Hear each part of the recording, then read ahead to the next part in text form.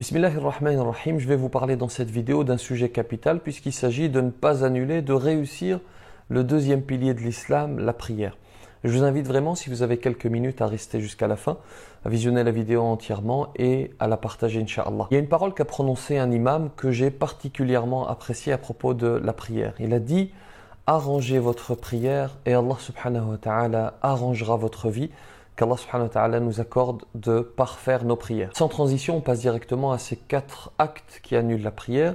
Ça peut vous surprendre, vous paraître banal, mais c'est en tout cas absolument important parce qu'il faut prier comme a prié le prophète sallallahu alayhi wa sallam. Tout ce que je vais citer a fait l'objet du consensus des savants. Et Cheikh Mar'i ibn Yusuf al-Karmi, un savant du XVIe siècle, a résumé tout cela dans son ouvrage Dalil al-Talib li Nail al-Matalib. Le premier point, le premier acte qui annule la prière, c'est le fait de rire, voire de rire à gorge déployée.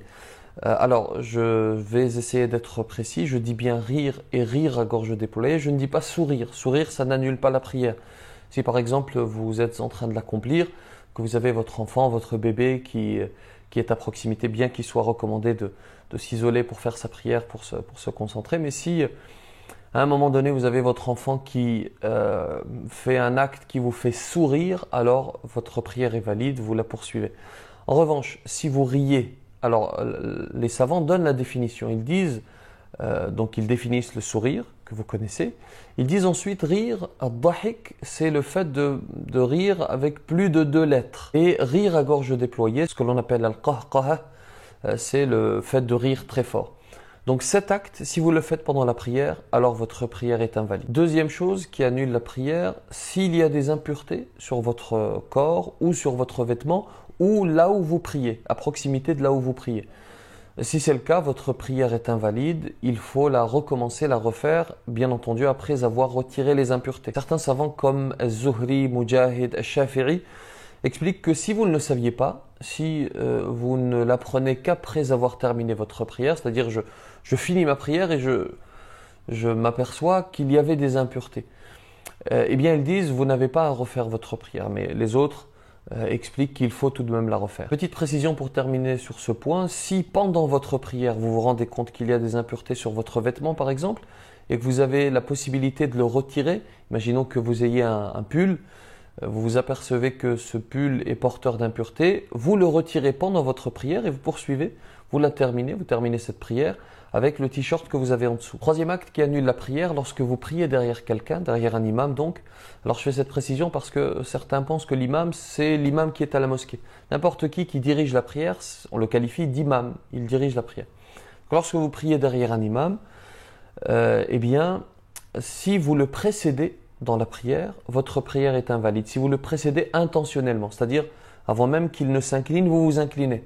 Avant même qu'il ne se prosterne, vous vous prosternez. Avant même qu'il ne se mette debout, vous vous mettez debout intentionnellement.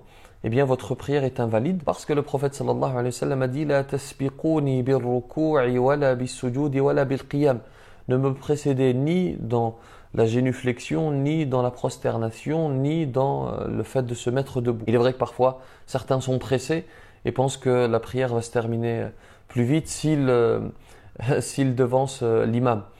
En réalité, il faut prendre son temps parce qu'il s'agit d'un rendez-vous avec Allah subhanahu wa ta'ala. Et donc, il ne faut pas hésiter à prendre votre temps pendant la prière, qu'Allah subhanahu wa ta'ala l'accepte. Quatrième point qui annule la prière, le fait de prier par ostentation. Je suis à la mosquée, je sais qu'il y a des gens derrière moi qui me regardent et je prie consciencieusement pour que les gens disent « Masha'Allah, quel pieux, quelle belle prière ». Je suis dans mon salon avec des invités et je fais la prière pour qu'ils disent quel pieux. Je peux même être seul dans ma chambre, faire la prière tout en espérant que l'on ouvre la porte. Vous voyez à quel point c'est précis. J'espère en mon fort intérieur que l'on ouvre la porte pour que l'on dise Masha'Allah, il est en train de faire la prière. Tout cela c'est de l'ostentation et ça annule la prière. Et d'ailleurs c'est valable pour tous nos actes. Tout ce que nous faisons, nous devons le faire pour Allah subhanahu wa ta'ala et exclusivement pour lui. Alors 2 petits bonus pour terminer. Le premier, c'est quelque chose que j'avais évoqué dans 2 vidéos que je vais vous mettre ici si vous souhaitez les regarder.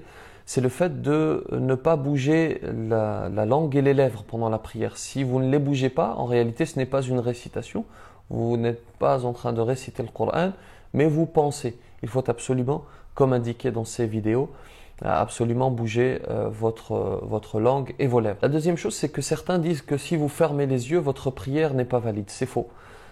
Cet acte est makrouh, détestable, mais il ne rend pas caduque votre prière, il n'annule pas votre prière. C'est détestable pour plusieurs raisons. D'abord pour éviter de tomber dans la somnolence, ensuite parce que les yeux doivent participer à votre adoration, et aussi parce qu'il faut regarder vers votre lieu de prosternation.